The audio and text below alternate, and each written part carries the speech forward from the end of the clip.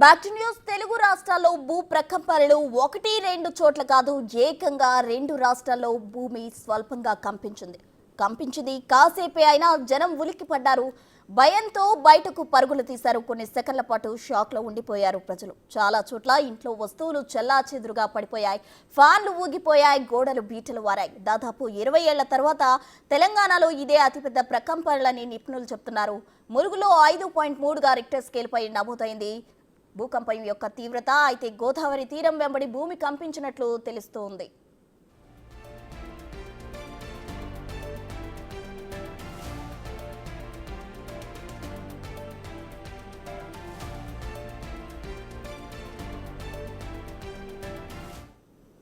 ఇక భూమి కంపనకు సంబంధించి మరింత సమాచారం మా ప్రతినిధి వేణు వరంగల్ నుండి అందించేందుకు సిద్ధంగా ఉన్నారు. వేణు, చెప్పండి. అయితే రిక్టర్ స్కేల్ పై 5.3గా తీవ్రత నమోదైన పరిస్థితి, అసలు అక్కడ ప్రజలు ఏమంటున్నారు?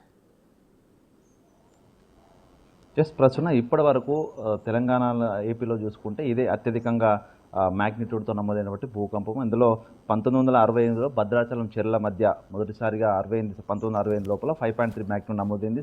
అదే తీవ్రత ప్రస్తుతం ఈ రోజున కూడా నమోదైంది. 7 గంటల 27 నిమిషాల 2 సెకండ్లకు అక్కడ భూకంపం వచ్చినట్లుగా, ట్రెమర్స్ ఆ భూమిలో పొర లోపల కదలికలు వచ్చినట్లుగా కూడా అధికారికంగా కూడా గుర్తించారు. అయితే ఎపిసెంటర్ ఏదనేది కూడా ప్రస్తుతం కొంత విశ్లేషణ జరుగుతుంది. అందులో ములుగు గోదావరి పరివాహక ప్రాంతంలోని అండర్ గ్రౌండ్ భూమి కింది భాగం 45 కిలోమీటర్ల లోతున ఎపిసెంటర్ ఉండొచ్చు అనేటువంటి భావన కూడా ప్రస్తుతం సైంటిస్ట్ చెప్తున్నారు. దీనికి సంబంధించి అఫీషియల్ ప్రకటన రావాల్సింది. మొత్తంగా గోదావరి పరివాహక ప్రాంతాలన్నీ కూడా గత కొన్నేళ్ళ నుంచి జోన్ 3 అంటే ట్రెమర్స్ భూకంపాలకు తీవ్రత సంబంధించి జోన్ 3 లోపల ఈ పరివాహక ప్రాంతాలు ఉన్నాయి. ఇందులో ఇప్పటి వరకు 1870 సంవత్సరం నుంచి ఇప్పటి వరకు మొత్తం 23 సార్లు గుర్తించగలిగేటువంటి భూకంపాలు వచ్చినట్లు కూడా రికార్డ్స్ అయితే చెప్తున్నాయి. ఇక ఎప్పుడు వచ్చినా కూడా 3 నుంచి 5 మ్యాగ్నిట్యూడ్ లోపే వచ్చే ఈ స్వల్పంగా మనుషులు గుర్తుపట్టలేనంతగా కూడా ఒక ట్రెమర్స్ వచ్చి వెళ్తుండేవి. కానీ ఈసారి మాత్రము కొన్ని చోట్ల డ్యామేజ్ కూడా జరిగాయి. ప్రధానంగా ములుగు జిల్లాకు సంబంధించి ఏటునాగర మండలంలోని శంకరాజుపల్లి లోపల ఒక పెంకుటిల్లు గోడ కూలిపోగా మరొక ఇల్లుకు సంబంధించి 2 గోడల మధ్య కూడా గ్యాప్ వచ్చిందంటే ఈసారి తీవ్రత కూడా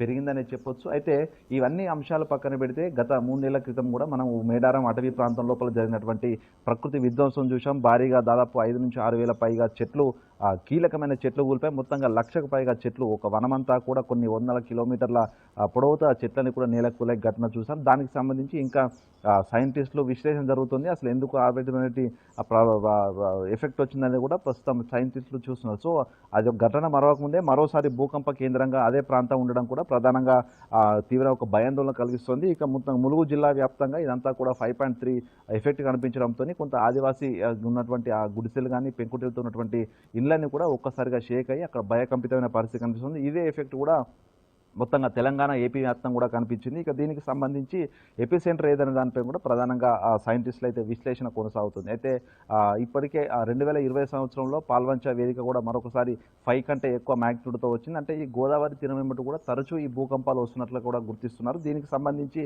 ఎఫెక్ట్ ఏ విధంగా ఉండబోతుంది, భవిష్యత్తు లోపల ఏ విధంగా ఉండబోతుంది అనేది కూడా ప్రధానంగా తెలియాల్సి ఉంది. ఇక ఈ భూకంప తీవ్రతతో ప్రధానంగా అన్ని పట్టణాల లోపల కూడా పూర్తిగా అటు అపార్ట్మెంట్లలో షేకింగ్, అదేవిధంగా గ్రామ లోపల ఇళ్ల లోపల వస్తువులు కానీ కొంత చిందరవందరగా కదిలి షేక్ అయినటువంటి దాదాపు 6 నుంచి 8 సార్లు ఒక్కొక్క చోట కంపించడం జరిగింది. సో దీంతో ఏం జరుగుతుందనే భయంతో ప్రజలందరూ కూడా బయటకు పరుగులు తీసిన పరిస్థితి కనిపిస్తుంది. ఇక ప్రధానంగా ములుగు, భూపాలపల్లి, పెద్దపల్లికి సంబంధించి ఈ ఏరియా అంతా కూడా భూగర్భ మైనింగ్ ఉన్న నేపథ్యం లోపల అక్కడ ఏదైనా ప్రమాదం ఉందా అంటూ కూడా వెంటనే ఆ సింగరేణి ఎండీ కూడా వెంటనే ఎన్డీఆర్ఎఫ్ టీం కూడా సంప్రదించారు. సో సిస్మాలజీ డిపార్ట్మెంట్తో సంప్రదించిన తర్వాత కొన్ని జాగ్రత్తలు తీసుకోండి. మొదటగా అండర్ గ్రౌండ్ ఏదైతే భూగర్భ గనులు ఉన్నాయో దాని లోపలికి ప్రికాషన్ మెజర్ తీసుకొని వెళ్ళండి.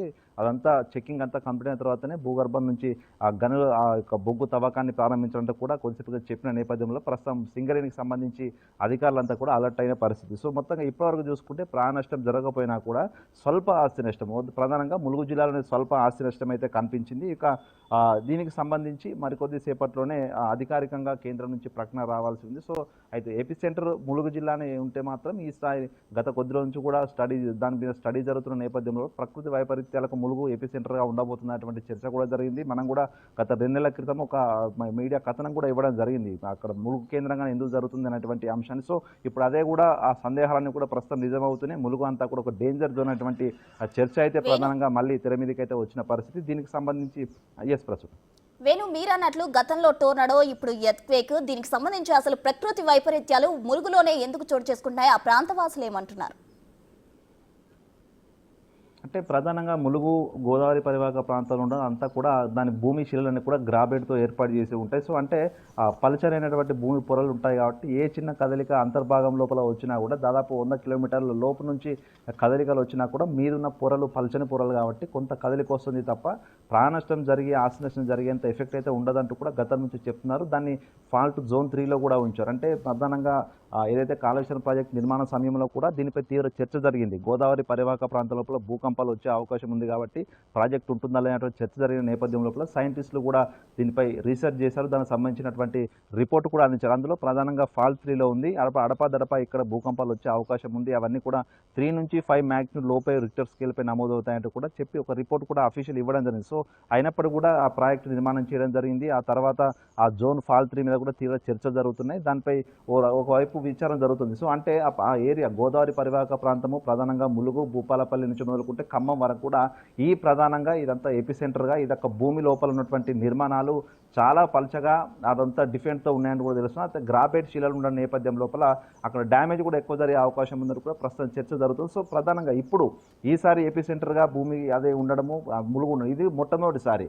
గతంలో దాదాపు 1870 నుంచి కూడా దాదాపు 23 సార్లు ఇప్పటికి భూకంపాలు జరిగితే ములుగు సంబంధించిన ఏరియా లోపల భూకంపాలు ఇంతవరకు కూడా రాలేదు. అంతా కూడా ఖమ్మం పెద్దపల్లి ఏరియాల నుంచి వచ్చింది కానీ ఎపిసెంటర్గా ఏ రోజు కూడా ములుగు ఉండకపోయేది. కానీ ఈ సంవత్సరం మాత్రమే అటు టోర్నాడో ఏర్పాటు కావడము, దాంతో ఒక అడవి మొత్తంగా తుడిచిపెట్టుకుపోవడము, దాంతోపాటుగా ఈ రోజున భూకంప కేంద్రానికి ఎపిసెంటర్గా ములుగు మేడకు సంబంధించి ఐలాపూర్ సంబంధించినటువంటి శివార్ లోపల దాదాపు 45 కిలోమీటర్ల అండర్ గ్రౌండ్ నుంచి ఎపిసెంటర్ ఉందంటూ కూడా ప్రాథమికంగా అంచనాలు అయితే జరుగుతున్నాయి. అంటే ప్రధానంగా ములుగే డేంజర్ జోన్ అటువంటి చర్చ జరుగుతుంది. అయితే దీనికి సంబంధించి ఎప్పుడైతే అడవిలో టోర్నడో బీభత్సం సృష్టించిందో అప్పుడే స్థానికులంతా కూడా ఇదంతా ప్రకృతి వైపరీత్యం అని సైన్స్ చెప్తుండగా వాళ్ళంతా కూడా భూమి విపత్తులు జరుగుతున్నాయి, ఇదంతా మనుషులు చేసే పాపం అంటూ కూడా కొంత వాళ్ళంతా కొంత లిటరసీ కాబట్టి కొంత ఆ విధంగా చర్చ జరిగింది. కానీ అక్కడ వరుసగా జరుగుతున్న ఏ ఘటనలు చూస్తే మాత్రం ములుగు అయితే డేంజర్ జోన్లో ఉందని తెలుస్తుంది. దీనికి సంబంధించి స్థానికులు కూడా గతంలో ఎన్నడూ చూడలేదు ఇట్లాంటి విపత్తు అని కూడా చెప్తున్నారు. ఇక ప్రధానంగా ములుగు సంబంధించి ఏటునగరం వల్ల శంకరాజపల్లి లోపల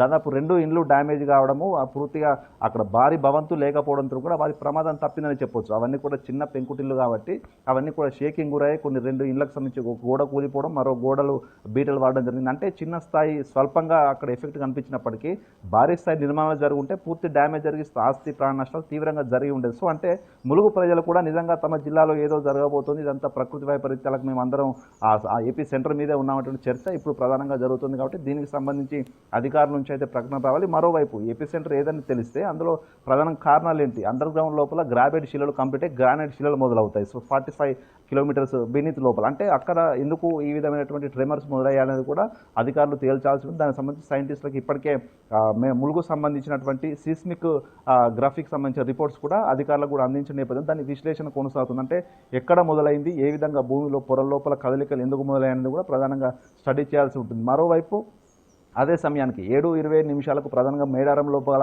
ఈ ట్రెమర్స్ మొదలైనట్టు గుర్తించారు. సో 7:26కు హిందూ మహాసముద్రంలో కూడా భారీ స్థాయి 7 మ్యాగ్నిట్యూడ్తో వచ్చినటువంటి రిక్టర్ స్కేల్పై నమోదైనటువంటి ఆ భూకంప తీవ్రతను గుర్తు అంటే అక్కడి ఏపీ సెంటర్కు ఈ సబ్ ఏపీ సెంటర్గా మారిందా లేకపోతే ములుగులోనే ఏపీ సెంటర్ ఉందా అనేటువంటి చర్చ కూడా అధికారులు తేల్చాల్సింది. మొత్తానికి ఏదేమైనా కూడా ఎన్నడూ లేని విధంగా ఈసారి ములుగు కేంద్రంగా భూకంపం వచ్చిందని చెప్పడం, పూర్తిగా 2 తెలుగు రాష్ట్రాలు కూడా కంపించడంతో కూడా ప్రధానంగా అసలు ఏం జరగబోతుంది అనేటువంటి ఒక చర్చ జరుగుతుంది. దీనిపై అఫీషియల్ ప్రకటన అయితే వస్తేనే తప్ప ఏం జరుగుతుంది భవిష్యత్తులో అసలు ములుగు కేంద్రంగా ఏం విపత్తు రాబోతుందని కూడా తెలిసే అవకాశం అయితే ఉంది ప్రస్తుతం. అయితే వేణు ఇప్పటి వరకు అసలు మన ప్రాంతంలో అయితే ఈ విధంగా ఎర్త్క్వేక్ వస్తుంది అని అసలు ఎక్స్పెక్టేషనే లేని పరిస్థితి. ఎందుకంటే మనది సీస్మిసిటీకి సంబంధించి మనది 4th జోన్గా ఉంది. అంటే తీవ్రత ఇక్కడ అసలు భూ ప్రకంపనలు వచ్చే అవకాశమే లేదు. కానీ ఇక్కడ ఇటువంటి ఘటన చోటు చేసుకుంది, అది కూడా 5.3 తీవ్రతతో అయితే రిక్టర్ స్కేల్పై నమోదైన పరిస్థితి. మరి దీనికి సంబంధించి అధికారులు తిరిగి స్టడీ చేసే అవకాశం ఉందంటారా? శాస్త్రవేత్తలు ఏమంటున్నారు?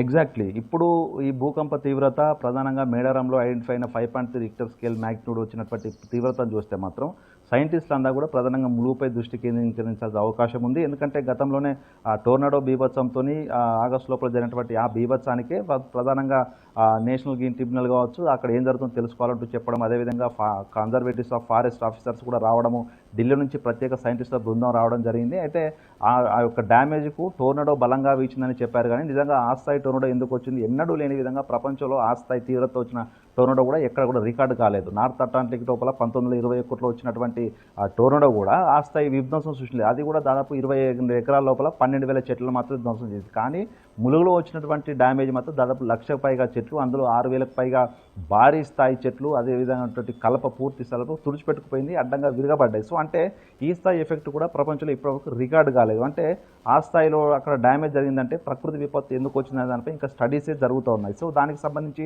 ఫైనల్ రిపోర్ట్ కూడా రాలేదు. ఇక ఈసారి ఈ అండర్ గ్రౌండ్ భూమికి సంబంధించి అదంతా వాతావరణంలో మార్పులు, తీవ్ర వర్ష ప్రభావం కావచ్చు, టోర్నడో కావచ్చు, అదంతా అదో డిఫరెంట్. కానీ ప్రస్తుతం ఇది మాత్రం అండర్ గ్రౌండ్ భూమిలో నుంచి వచ్చినటువంటి డ్యామేజ్ కావడంతో భూకంప కేంద్రంగా ఎందుకు ఉంది, ఇక్కడ ఎపిసెంటర్గా ఎందుకు ఉందనేది కూడా ప్రస్తుతం తెలవాల్సి ఉంది. ఇక మనం గత చరిత్ర చూసుకుంటే దాదాపు 150 సంవత్సరాల నుంచి కనుక చరిత్ర చూసుకుంటే 23 సార్లు వచ్చినటువంటి ఈ ఎర్త్క్వేక్లో కూడా ఎప్పుడు కూడా 3.3 నుంచి 5 లోపే, అది ములుగు భూపాలపల్లి ఏరియాలో చూసుకుంటే 3 నుంచి 3.8 లోపే వచ్చాయి. కానీ ఆ స్థాయి ఎప్పుడు కూడా దాటలేదు. కానీ ఈసారి 5.3 రావడము మరింత మ్యాగ్నిట్యూడ్ కనుక పెరిగి ఉంటే తీవ్రమైన డ్యామేజ్ జరిగి ఉండేది. అక్కడ భూగర్భ గనులు ఉన్నాయి, మనకు మైనింగ్ ఉంది, ఆ పక్కనే కీలక ప్రాజెక్ట్ ఉంది. కాబట్టి నిజంగా అది రిక్టర్ స్కేల్పై 6 దాటి ఉంటే తీవ్రమైన డ్యామేజ్ జరిగి ఉండేది. సో ఇది ఈ రోజున సైంటిస్టులు అయితే కేవలం అక్కడ దృష్టి అయితే కేంద్రీకరించాల్సి ఉంది. దీనికి సంబంధించి సీస్మిక్ స్టడీస్ చేయాల్సింది, మరికొన్ని అక్కడ సీస్మిక్ ఎవాల్యుయేషన్ సెంటర్స్ కూడా ఏర్పాటు చేస్తేనే తప్ప అసలు భూ కేంద్ర పొర లోపల ఏం జరుగుతుందనేది కూడా ఒక కీలకంగా దాని ఒక పైలట్ ప్రయారిటీగా తీసుకొని దీనిపై స్టడీ చేయాల్సిన అవసరం ఉందనేది తెలుస్తుంది. ఇప్పటికైనా కూడా అటు మైనింగ్ ఉన్న నేపథ్యం లోపల అటు సింగరేణికి సంబంధించి అధికారులు అయితే కొంత సెంటర్ ఇచ్చినటువంటి ప్రోటోకాల్స్ పాటిస్తూ ప్రధానంగా ఇప్పుడైతే టెస్టులు ఎవాల్యుయేషన్ జరుగుతుంది. దానికి సంబంధించి ఏం డ్యామేజ్ లేదు అని తెలిసిన తర్వాతనే అటు బొగ్గు తవ్వకాలు కూడా మొదలుపెట్టే అవకాశం ఉంది. కాబట్టి కొంత జాగ్రత్తతో మెదలాల్సిన పరిస్థితి ఉందనేటువంటి అంశం అయితే ప్రస్తుతం ఈ భూకంపం అయితే చెప్తుంది. మొత్తానికి దీనికి సంబంధించి కేంద్రం ఏం చెప్తుంది, సిస్మిక్ డిపార్ట్మెంట్ స్టడీస్ తర్వాత ఎర్త్ సైన్స్కి సంబంధించిన సైంటిస్టులు కూడా కొంత కీలక ప్రకటన వస్తుంది. కాబట్టి ఆ తర్వాతే కీలకంగా ములుగు సంబంధించి ఎపి సెంటర్ నిజంగా ఉందా, దీనికి సబ్ ఎపి సెంటర్గా ఉందా అనేది కూడా క్లారిటీ అయితే వస్తుంది. Prasanna, thank you Venu, thanks for the updates.